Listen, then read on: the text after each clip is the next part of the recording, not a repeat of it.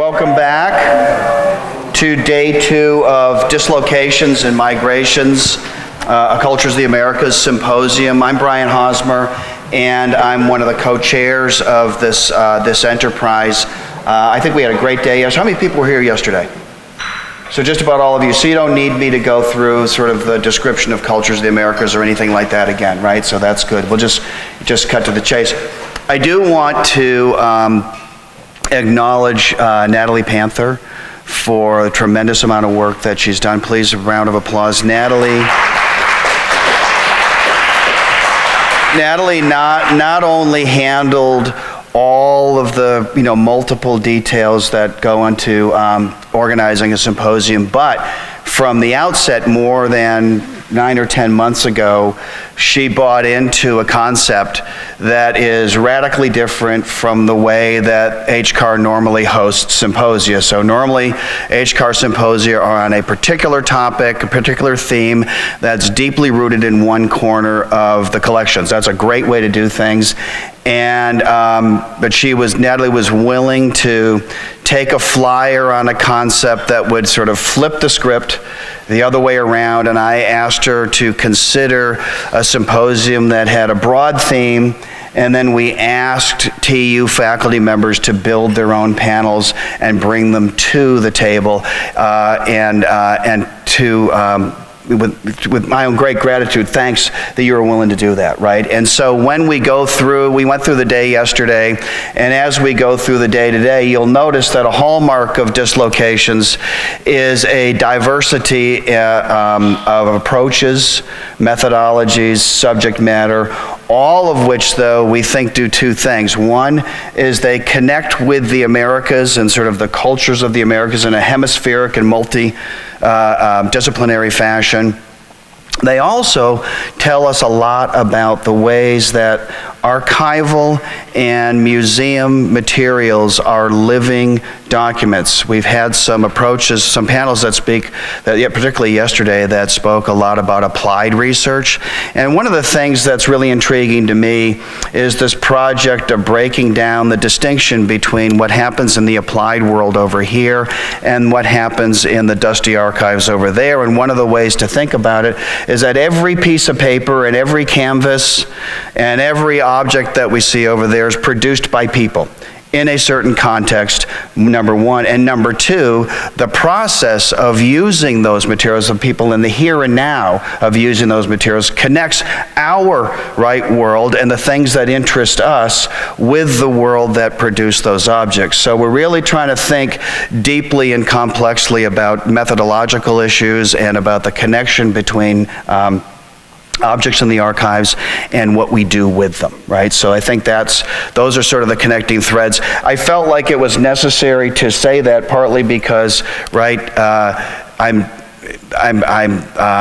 when we embarked on this, it was always unclear if the audience would sort of really get what are we trying to do here? So I say, this is what we're trying to do. Often we tell our students, nobody can grab your thesis on their own. You might tell them this book is about, right? Something like that. Now, that's the segue, right, to this first panel. So one of the things that we decided to do also was feature our graduate students. And we wanted to do this also in a way that reaches between programs. And so in collaboration with my good friend Doug Miller over here, who is an assistant professor of history and American Indian Studies at Oklahoma State University and a longtime friend and associate, we decided to bring together some TU students with some OSU students and have them talk a little bit about their research. But this is not going to be a series of papers. What we asked our students to do was to offer, or prepare what we in the business often call the elevator talk. And the elevator talk, is if somebody, who might be in a position to offer you a job, he happens to be in the elevator with you just one day and asks you, what are you researching? You've got to be able to explain it in the time of that elevator ride, right? And it's a tremendously valuable skill that is utterly at variance with what I'm doing right now, right? Which is prattling on and on and on. So it's a really important skill. So what we're going to do is we're going to call our students up here, and they're going to sit in this panel, and we've asked them all to talk briefly, and they've prepared some talking points that we've reviewed as well. They're going to speak briefly about what it is that motivated them to do this topic, what are the research questions that are engaging to them, maybe some challenges that they've experienced in the research process, and then Doug and I are just going to basically do what we can to move the conversation along. So come on up. And I'll tell you who we have here.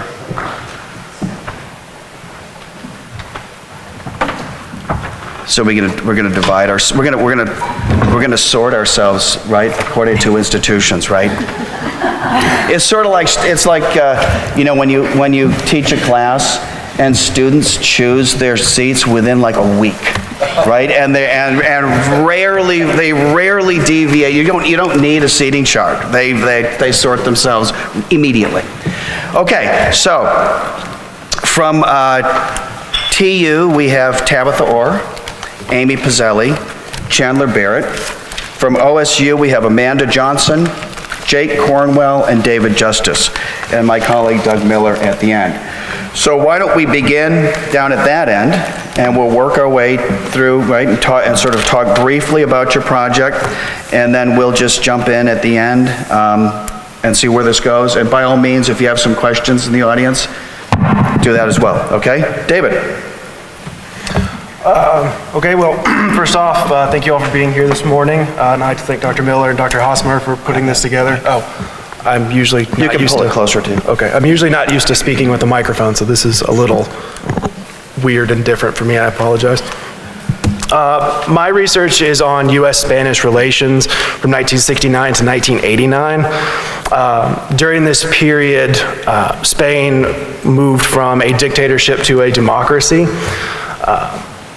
Most historians who view this from a political point of view and focus mostly on how the United States only cared about keeping their lease on Spanish armed forces and naval bases.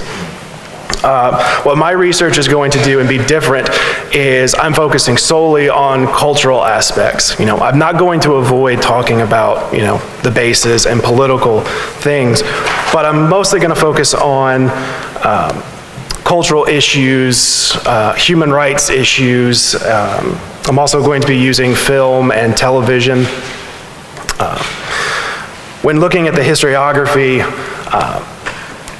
both in English and Spanish language, it's always a focus on the political aspects and the bases. And there seems to be this sort of divergence between English-speaking scholars and Spanish-speaking scholars. The English-speaking scholars do not necessarily put in the point of view of the Spanish-speaking scholars.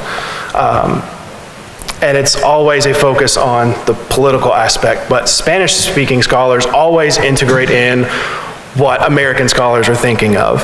And not only that, but they put in cultural aspects. So I'm hoping to be sort of the first American scholar in this subject to bring in American points of view as well as Spanish points of view.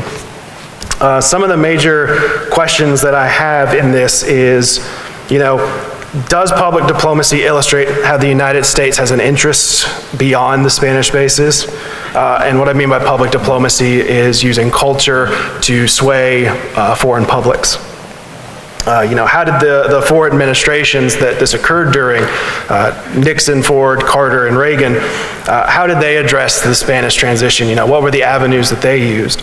And, you know, for that, Nixon and Henry Kissinger had a plan for what would happen post-Franco, but when it actually occurred was during the Ford administration, and Ford sort of pushed that plan away and emphasized integrating Spain into NATO and trying to get them into the European community.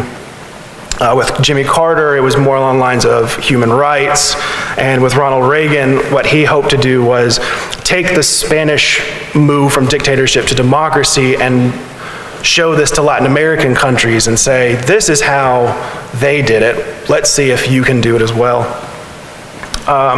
Another aspect that I'm going to look at is the moving of Pablo Picasso's Guernica. It was in the Museum of Modern Art in New York City and was housed there because Picasso said that he does not want this painting to return to Spain until democracy is restored. And about 1978, when they implemented a constitution, Spain had already tried to move the Guernica, or were attempting to move the Guernica, and the United States was very hesitant to do this, and it doesn't happen until about 1981, 1982. So I want to look at how that is sort of symbolic of whether or not the US is actually accepting of the Spanish transition, or, you know, maybe it was just an easy move. Another thing I want to look at are human rights organizations. Obviously, I'm going to look at Amnesty International, USA, but another aspect that I want to look at is called Spanish Refugee Aid, which was established by an American during the aftermath of the Spanish Civil War. And as the transition happened, they moved into taking money from the Spanish government and then giving it to the exiles and adopting children of exiles. And so this continued not only in the 50s, but also in the 60s, 70s, and 80s. Okay. And another thing that I'm hoping to do, and will be an interesting question that I would like to look at, is whether or not children's television is a way to promote democracy and human rights. And one of the things that I'm hoping to look at is Sesame Street. And how I came up with that is I went to Spain for a language immersion course, and as I was there, they showed us episodes of Sesame Street to teach us how to speak Spanish. And that blew my mind that, you know, as an adult, I'm watching Sesame Street to try to learn another language. And so I began wondering, you know, how did Sesame Street become a global aspect of promoting human rights and democracy? Okay. Sounds good. Let's sort of keep it going. We'll come back, David, but that was great. Okay, Jake. Again, thanks for being here today. My work is in the Oklahoma Negro Leagues. I am a passionate baseball fan, and I have found that there is a void within Oklahoma history, within baseball history, and within Oklahoma African American history. And over the duration of the pursuit of my master's, I was able to find quite a bit of information on the Oklahoma Negro Leagues through primary source materials, such as conducting interviews with living members who played in the last living bastions of the leagues, and within primary source information like newspapers and those kind of things. I came into this work because of sheer curiosity. I had heard about the Tulsa Black Oilers, and I had heard about the Oklahoma City Black Indians, but wondered why they were never in larger narratives. There was one particular team from the 1910s in Oklahoma City called the Oklahoma Monarchs that actually were considered part of a professional Negro League before there was the 1920 Negro Leagues, Negro National Leagues that Rube Foster had started. So as I entered into this work, I found that as regional baseball history grows in importance, that remiss from that discussion is Oklahoma's contribution. And basically, I'm continuing that work, and I know that I have conscious and unconscious holes in my thesis, so the goal while I pursue my PhD and write my dissertation are to fill in those voids that exist on teams that haven't been covered heretofore. Whenever it comes to source material, it's I talk about what I have found, but also there's the notion of what doesn't exist. Within Negro League history, historiography, if it's not canonized in the Negro National League or Negro American League, and to some extent the Eastern Negro League, Oklahoma is nowhere in the narrative, despite having a professional team in the 1910s, and Oklahoma baseball history, save for scant coverage of a few pages that talk about it. Nothing exists because we're a flyover state, so we have minor league teams and no one really cares about their history other than the people who live here. And they care about their minor league teams, but they haven't discussed this larger narrative. And then within Oklahoma African American history, there are great scholars like Hannibal Johnson and Eddie Fay Gates who have covered the struggles of a race throughout Oklahoma's history, black settlements, and things like the Tulsa race riot. But within this narrative are these episodes of harmony and tension that played out on the baseball fields. So that's basically where I am with it. Terrific, thanks. Amanda? Hello. Okay, so my broader topic is focus on Native American women in the 20th century, narrowed down to really post-World War II activities, and even more narrow, I'm focusing on female-led activist groups. So a lot of the material so far, secondary works have been really focused on the American Indian movement, and some stuff like Dana Cobb has stuff about the 1950s, but there's not a lot of material at all about the female groups that actually broke from the American Indian movement and were working beyond the American Indian movement. So one particular group that I've found interesting and that I've been chasing through documents is a group called the Women of All Red Nations, and they are very, very active. They're sort of side mentioned in a lot of secondary works, so you'll see an individual that is mentioned, but they don't really elaborate. What's the group? It's called Women of All Red Nations. And you sometimes see it just listed as WARN, right, the acronym. And the early material that I've uncovered has been the discovery, they formed in a reaction to being essentially frustrated, in their words, not mine, but frustrated with the American Indian movement not taking a larger role to fight a sterilization crisis that's happening in Indian health hospitals. And so they decide to break from AIM and actually form their own group. And they start with sterilization, like trying to tackle conditions in hospitals, but also fight it, within their own communities for information, newspaper ads, things like that. But they actually go on and do quite a bit of activity. So they start there, but what I'm discovering is they become environmentally active, protecting reservations from commercial interest and things like that, and just adoption practices and legal stuff. And then just last night, I discovered there's also some activism with political prisoners. So I definitely have a lot of leads to go down. I'm pretty early in my research, but I find it very interesting. Mostly I'm using secondary sources to comb for names. So there's a lot of names dropped here and there, but not a lot of information. There's also photographs that will have names and captions, but no information in the text about the women that are present for meetings and stuff like that. So I'm just kind of on a discovery trail right now with that. Great, thank you. Chandler Barrett. Yeah. Thanks.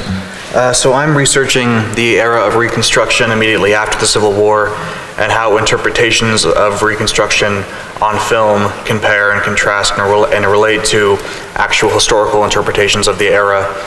So at the start of the 20th century, you have films like the original 1915 Birth of a Nation, and that largely reflects the Dunning School interpretation of Reconstruction, which was spearheaded by Columbia University professors Burgess and Dunning.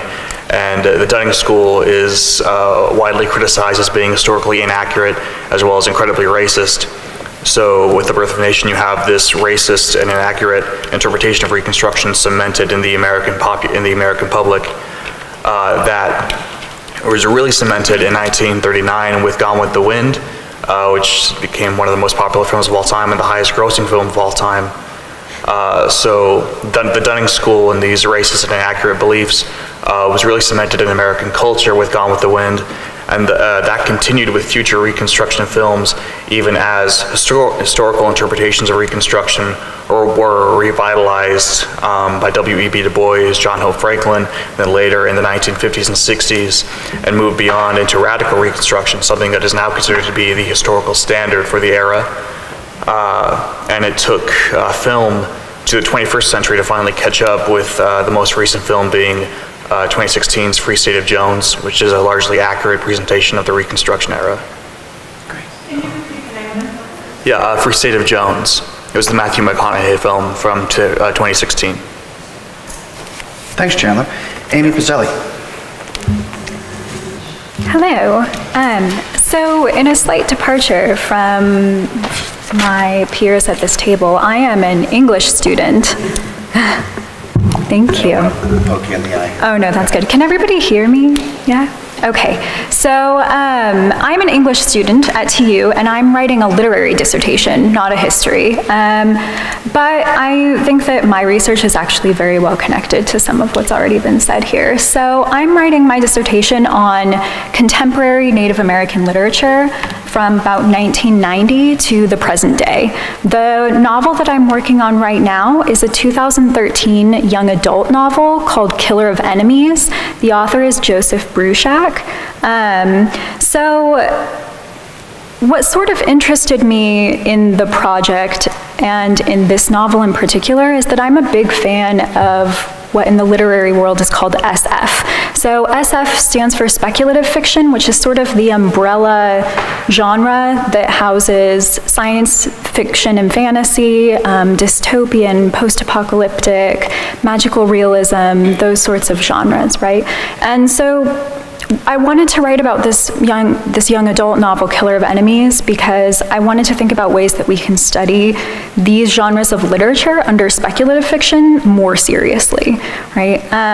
So what I'm doing with this novel in particular is looking at the intersection of indigenous futurism and YA.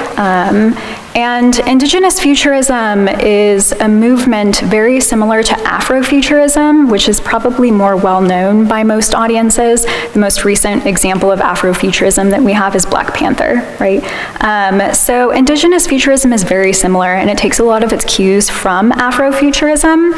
And the basic gist of this movement is it encompasses all arts, pretty much, and I'm looking mainly at literature, but visual arts and culture, film, television, music. There's a great music group called A Tribe Called Red, which a lot of you may have heard of, right? That would be an example of sort of indigenous futurist music. They have a great song called Stadium Powwow, which you should all listen to. It's amazing. So indigenous futurism takes sort of minority groups and communities and grounds them in the future, not just the present day, but looks at them as active participants and actively engaged in a future that is usually very highly advanced with technology, like we see in Black Panther and Wakanda, right? So the idea is that this counters the narrative of sort of like the vanishing Indian, for example, that one day Native American communities, groups, tribes will just cease to exist. And not just Native American, but indigenous as well, right? So Aboriginal peoples of Australia, First Nations of Canada, the Maori of New Zealand, that these groups will just vanish. And these indigenous futurist narratives counter that idea by saying, no, these groups are actively engaged in the future. They are part of communities that deal with advanced technology and science, and they're producing incredible art that counteracts these past historical narratives of disappearance, right? So my work in particular is looking at the intersection of indigenous futurism and YA, particularly concerned with post-apocalyptic survivance, survivance being Gerald Visner's portmanteau of survival and resistance, right? And the female indigenous heroine. So. Thank you. Tabitha Orr. So I'm back to history, but mine is also interested in survival and resistance. I became Pardon? Okay, sorry. Closer. Closer, sorry. My work is about midwifery in Oklahoma between 1890 and 1955. I became interested in the history and the science of midwifery about 20 years ago, and nowhere in any of these texts was the discussion of Native American midwifery, except for little mentions in some of these narratives that were written by black granny midwives. They would say, oh, I learned this from my Indian grandmother, or an Indian woman in the neighborhood taught me XYZ. But nowhere else was there any mention of indigenous midwives or the part that they may have played. It was always kind of primitive women go out to the fields, have a baby, and there you go. But I didn't think that was an accurate portrayal. So when I came here, I started realizing how rich this area was with these three racial groups moving in either forced or voluntary migrations into the state, and wondered how they interacted with one another in their birth culture, how the women particularly were dealing with being on this frontier with no separated from their own birth culture, but also separated from the modernity that was happening in other places. So they didn't have their own midwives, but they also didn't have doctors. So what did they do? So I started looking at the Indian pioneer papers, which were collected by the Works Progress Administration in the 1930s. I looked at the Dawes enrollment packets, and I looked at newspaper articles. And all of these are limited in their own way. The Dawes packets, often you only get the voices of, they're very stark. You might get the word midwife, you might get names, but you don't necessarily get narratives. The WPA PA papers are limited because these were either white families remembering things in a very romanticized way, or they were Native and freedmen families that were remembering things in a way that they might have wanted to put a positive spin on it for their interviewers, who were usually white and who were kind of in a position of unequal power with them. What I found was that people were interacting across these racial lines and sharing medical traditions, sharing, like, they were serving one another in ways that would defy the idea of these segregated communities. So black women were taking care of white women were taking care of Indian women were taking care of everybody. And they were sharing their medical traditions. And although ultimately the state worked very hard to eradicate the practice of midwifery, women managed to kind of navigate this and push back in various ways, either by sharing their medicine with one another or by consciously adopting physician-based birth on their own terms. And so I guess that's where I am. First of all, how about a round of applause for superior job by everybody. That was really great. So what I want to do is I want to turn things over to my colleague Doug, and you can kind of start a conversation. We'll sort of see where that goes, but I want to make sure there's opportunity for the audience, and so I might jump in. I'll talk if you don't talk, right? So that's it. So please, Doug. Well, I have sort of one good, maybe good, I'm not sure, question, comment dialed up. I'm trying to think across all 6 projects here. What do I see as a unifying theme or a unifying problem that you can all speak to in some capacity? And one thing that's emerging for me is that you're all working not just in sort of understudied areas. In some respects, most all of you are working in areas that haven't really been explored at all. Now, on one hand, that's part of the goal of graduate study, right? You're going to sort of find something something new, something fresh, deliver some insights about something that we don't already know. That's fundamental to the graduate study process. But not everyone approaches their projects that way or conceptualizes projects that way. Some people look at an area that's been, arguably overstudied and then try to find a fresh angle within it, right? For the most part, I think it's true for all 6 of you, no one is in that groove in particular. You're all trying to sort of carve out a new space and look in areas that people wouldn't necessarily think of. In fact, most of what you said speaks to this. In the sort of Cold War foreign relations in United States history, especially in the 1970s, what do we think of? Nixon goes to China, Nixon goes to Russia, the SALT agreement and so forth. Here's a project about foreign relations with Spain, not probably the first thing that most people would think of during that time and place. Negro Leagues in Oklahoma, as Jake suggested. An understudied topic. Understudied is putting it lightly, as Jake asserted, just totally ignored. But obviously a rich subject to explore. In Amanda's case, women within the Native American Red Power activism movements of the 1960s and 1970s. Movements that are known for being hyper-masculine. What about the women who were not just behind the scenes, but were doing all kinds of interesting and important things? Chandler's look at films as a way to think about Civil War remembrance and how Reconstruction is explained, and putting the popular culture in dialogue with the old Dunning School. In Amy's case, sort of the interesting project here that might appear on the surface to be a little bit of an outlier, and that you're looking through an idiom about the future more so than the past. But one thing that I was sort of up last night until about 1 in the morning thinking about is how you can take this important emerging trend in Native American studies about indigenous futurism and use that as a new way to understand indigenous pasts. In addition to sort of imagining a parallel future in which indigenous peoples are functioning and belonging in the world in different ways, can we take some of that and look at the past, or what we think we know about the past, in a new way?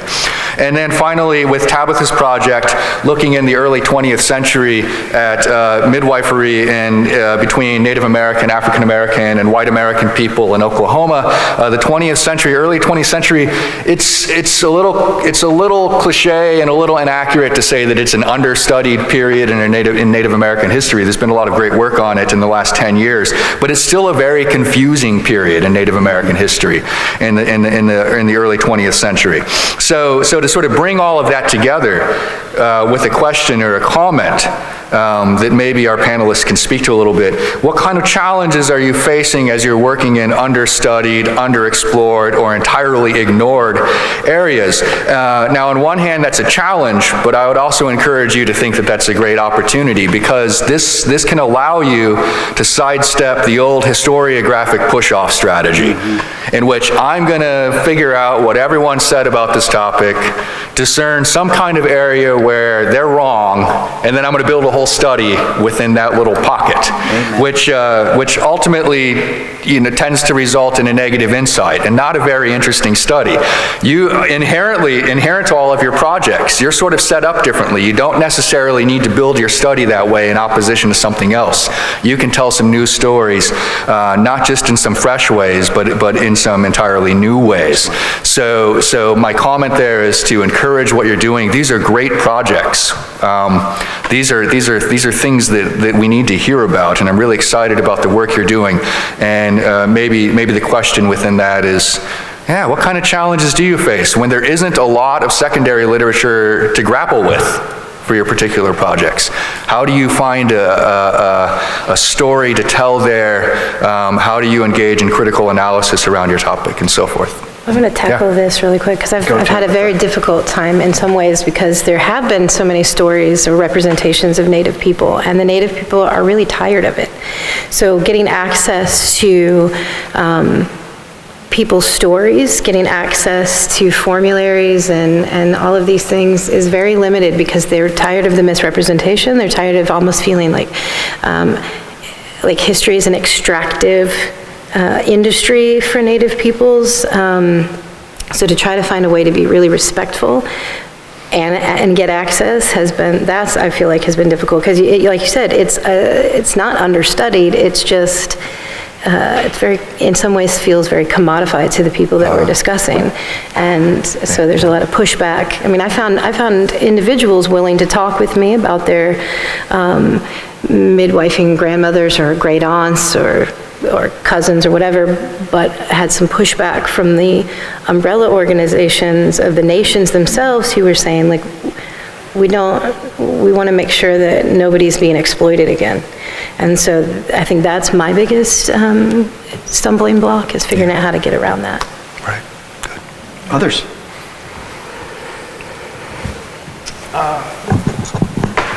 One of my major roadblocks in all of this has been that for Spain,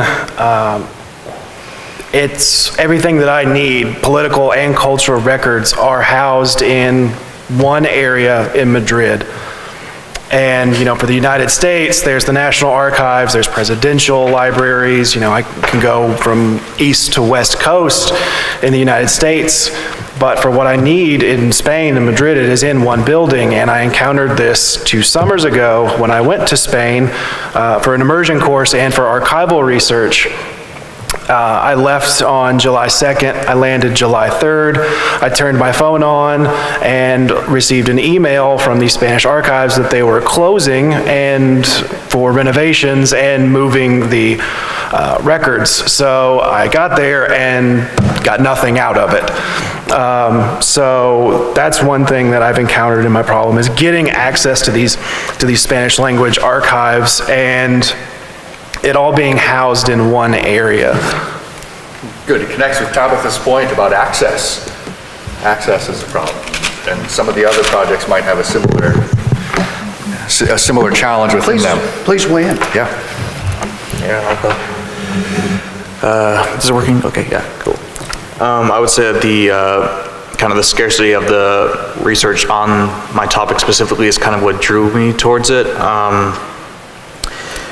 There are relatively few Reconstruction films, and I found that particularly odd, given that there are so many different Civil War films. There's only around 12 to 14 Reconstruction films. I covered 12 in my thesis, like 7 super in depth. So it was kind of a question, why are there so few Reconstruction films, kind of drew me to the topic, first of all. I think The Birth of a Nation is the first feature-length film ever made, generally considered to be. And Gone with the Wind is one of the most popular films of all time. With the influence and backing of those 2 films, I was kind of interested to why there were so many few films. So that's something that kind of drew me to the topic. I don't know if that directly addresses your question, sorry. But I think that was kind of the scarcity of those films and kind of the scarcity of research that charted the overall arc of Reconstruction historiography in a relation to cinematic interpretations, is what kind of interested me in the entire topic as a whole. Go ahead, Jake. I'd like to ask a question about your project. How does early black filmmakers play into your narrative? Yeah, so there are 2 major response films to The Birth of a Nation. The most major one is Within Our Gates, Oscar Michau, and that film is an incredibly great film. It's not wholly successful financially or critically, but it is a very nice response to The Birth of a Nation. There's a line directly in that movie that states that even though this woman is African American, she's capitalized a human being. That's a really powerful moment in that film. What's the film? Within Our Gates. It was 1920, I believe. And then outside of film itself, you actually have the NAACP fighting this huge scale political and press battle within the pages of The Crisis and organizations around the nation to either censor The Birth of a Nation or at least kind of course correct its overall direction so that people would understand it's not an accurate representation of Reconstruction or of African Americans. So yeah. Good question. Other thoughts on this? Go ahead, Amanda.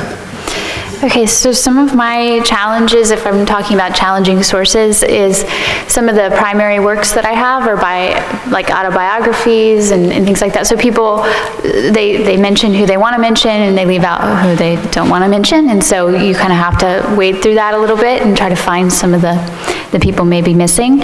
And the other problem is that during the time that especially Women of All Red Nations formed, a lot of the mainstream press hadn't caught on yet. So, you know, I really have to rely heavily, which is okay, on Native American newspapers, but just getting access to those, you know, finding them in all of the archives and how many there are to see who's publishing that, that's a little bit more difficult. You don't see a lot of you know, New York Times pieces on them until much later, and so you start to see them pop up later in like the 1980s, but primarily in the early years, I have to go looking for them. They're there.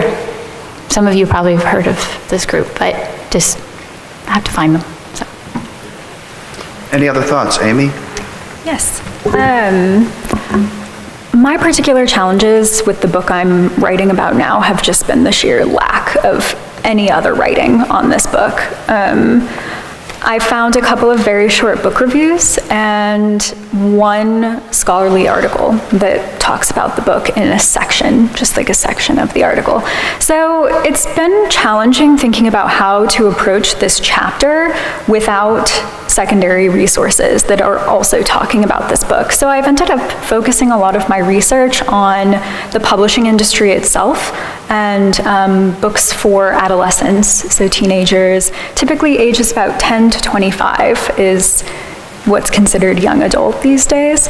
And it's been really interesting, and it's helped me think about the novels that do have a lot of scholarly research done on them and secondary sources available. So I'm glad that I've been able to think about it from this angle instead of what other people have said. Exactly. Yeah, it's a little terrifying because everything I'm saying will hopefully be the start of the conversation about this book. You know, I want this book to be talked about. I think it's important. But someone has to start it, right? So. Yeah, let's open up the audience here. Teresa, we'll start with you and then we'll work our way around. It looks like a lot of hands up, so. We've got a microphone. All right, so I have about a 6-part question to address specifically to the projects on the Oklahoma Negro Leagues, Native American female activist groups, interpretations of Reconstruction. I'm going to confess here that I'm a closet Gone with the Wind junkie. Don't tell anybody that. And midwifery in Oklahoma, and it has to do. My multi-part question has to do with the overall issue of perspective. So there was mention of the oral narratives collected by the WPA project, and my question about that has to do with how that becomes evidence. I could see that as becoming a resource for important evidence for several of your projects. So one part of my question is, how do you situate oral narrative in doing your work, and how does the implicit selectivity and bias in oral narrative itself become evidence that is useful? That's part one.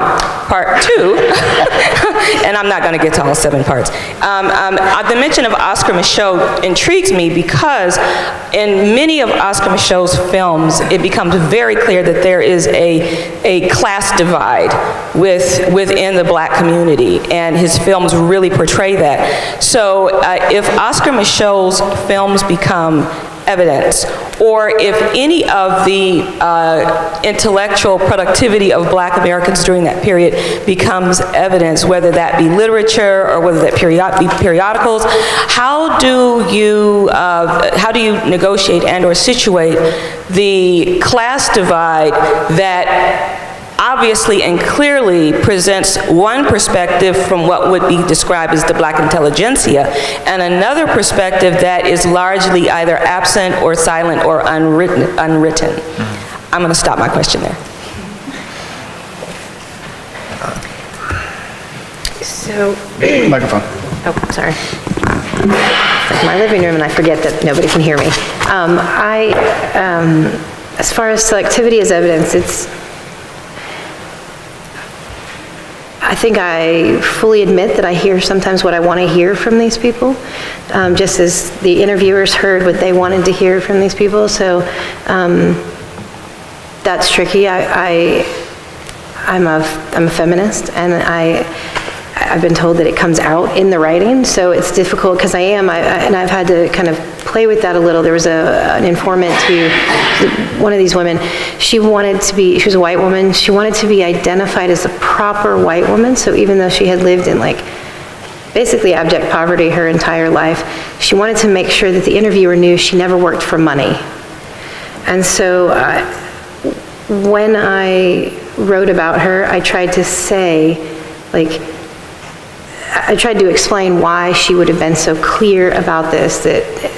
And so yes, I'm coming from this perspective of 2018, but I'm trying to also hear what she's telling the interviewer about herself is, I worked for food. I worked to make sure my family had enough, but I didn't work for money. That was my man's job.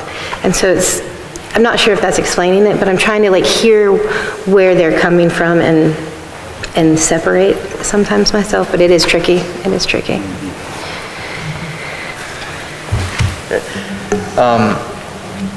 Can you repeat aspects of your question? Sorry, there was a lot there.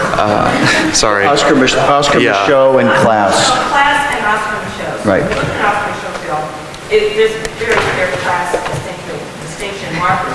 The other issue with Oscar Michaud is that his films were, from what I understand, is he took them door to door and showed them where he could. So there weren't masses of people going to see his films. So the audience, that was sort of a self-selected audience because of that. The person who was a sharecropper was probably not going to be in the audience to see an Oscar Michaud film, and yet that was a valid, not only a valid perspective, but probably the majority perspective.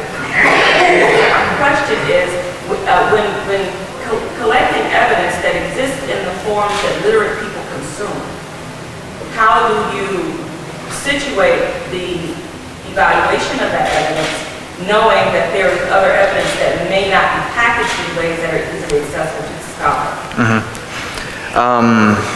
It's a very difficult situation and stuff, as you say, and there is a very clear class divide even within our gates. There are more wealthy African Americans who, there's one who's a benefactor of the protagonist, and the protagonist herself is more working class. In terms of analyzing evidence to that degree, that's kind of one of the struggles in terms of, regarding Reconstruction historiography as a whole, because a lot of these newly freedmen are still illiterate, or a lot of these their poor white allies are illiterate as well. So there is, I don't know if I'd quite say there is a direct missing element, because there are still primary accounts that we can go off of. There's perhaps not as many primary sources regarding these people's lives as we'd like. And of course there are criticisms of historians who account the era in a historically accurate manner, like W.E.B. Du Bois, who himself is not particularly poor or from the South. He's a Northerner. So with that, there is definitely a lack of sources. It's not a complete loss, I'd say, but it is a struggle. That's probably the best I can offer right now. Another question. Nice job. I had a question about, I guess, using different types of evidence that maybe goes a little bit beyond your disciplines. Tabitha, in particular, I'm thinking about the archaeological work that's been done on midwifery. I'm thinking, particularly since you're going to be in Arkansas, working with Jody Barnes, who does a lot around archaeology and women and motherhood in particular, and then Lori Wilkie's work as well. Phenomenal thing. So just thinking about adding in, I know as a historian, adding in that material cultural element could do a lot to that. So I use Lori Wilkie's The Archaeology of Mothering a lot in this project, because it's an amazing piece of work talking about, one of my chapters deals just with patent medicines and how indigenous knowledge was commodified and incorporated into these patent medicines, and even advertised as native wisdom, but if you took it, you would somehow imbibe or imbue the like primal aspects without losing your ladiness, your ladylikeness. So it was this really interesting interplay between those two things. And Lori Wilkie talks a lot about the uses of patent medicines or even individual formulas that midwives have had. I would love to have more access again to the indigenous stuff. A lot of it, like the Cherokee things are in Salagese, and I don't read it. And I asked actually for translations, and they said they were sacred and that they weren't open to me to be translated. And so, especially in Arkansas, if I choose to change, shift my perspective, there might be more stuff I can do with that. But yeah, it's super fascinating thinking about what they do with the physical evidence. One more question, please? I'm sorry. I just wanted to add on to what Teresa mentioned in terms of looking at class with your project on representations of Reconstruction. I think what immediately comes to mind to me, once again, is access to these spaces and access to film production. Right. So I think about other ways in which African Americans were using performance in that era to really talk about representation. I know it expands the sort of scope of your research, but really thinking about how plays come into fruition and like perforation in that era, and then also thinking about the use of music, particularly that of like blues women and things of that sort, and then going off of just expanding sources within your research. You're doing work on Native American women and activist movements, and I know it can be really difficult to find primary sources. As a Black feminist, I use a lot of creative literature to address holes in archival research when it comes to trying to locate the experiences of Black women. So being able to look at the creative as an epistemological grounding that women of color have used to articulate their livelihoods. So. Connecting Amanda's paper with Amy's, right? Yes. These projects in an interesting way, right? Thinking about how those approaches speak together. One more question? Go ahead, down front. Oh, I'm sorry. I didn't want to steal the last question. On adolescent fiction. I know the difficulties of that because I'm old enough to remember when there was a new author of adolescent fiction on the scene named S.E. Hinton, who's from here, and not any small potatoes. I imagine there's a good deal that's been done with Hinton, but I don't really know. It's not my field, but I'm aware that her characters are so archetypal that there's bound to be some intelligent material about Hinton and her books. Now, one of the things we do in literary study is we find a new author who ought to be celebrated, and we show how that author stands on the shoulders of another author or authors. Better yet, if they're also kicking those authors in the ear, or worse. But that may be an approach that would serve you, because you didn't mention a lack of secondary sources, right? Mm-hmm. And there's a lack of secondary sources pertaining to your author, but I think there would be no lack pertaining to Hinton. Thanks. I'm going to, Chair's prerogative, I'm going to ask a couple of questions and then we'll go.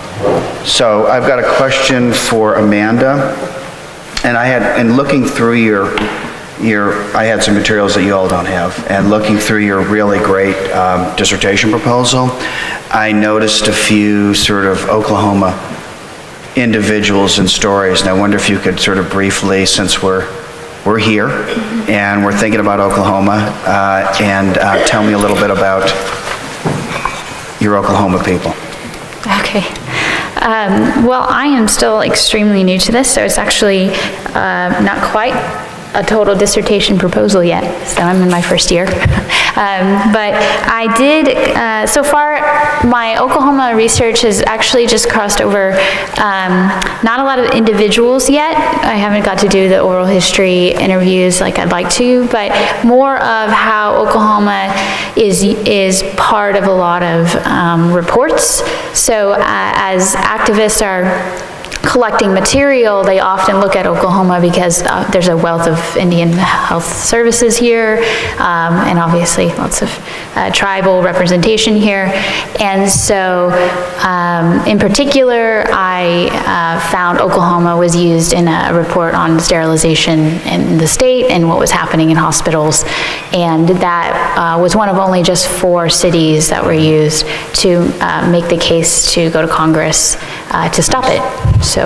Great. I thought that was really intriguing, so thanks for bringing that up. One more question, then a comment. So, David, when I was listening to you and thinking about the 4 administrations that are involved in this project of sort of, what happens after Franco, right, and what's Spain become in the Cold War context, right, which complicates it. The late, as it turns out, the late Cold War context, we didn't know it at the time, or the mature Cold War, perhaps.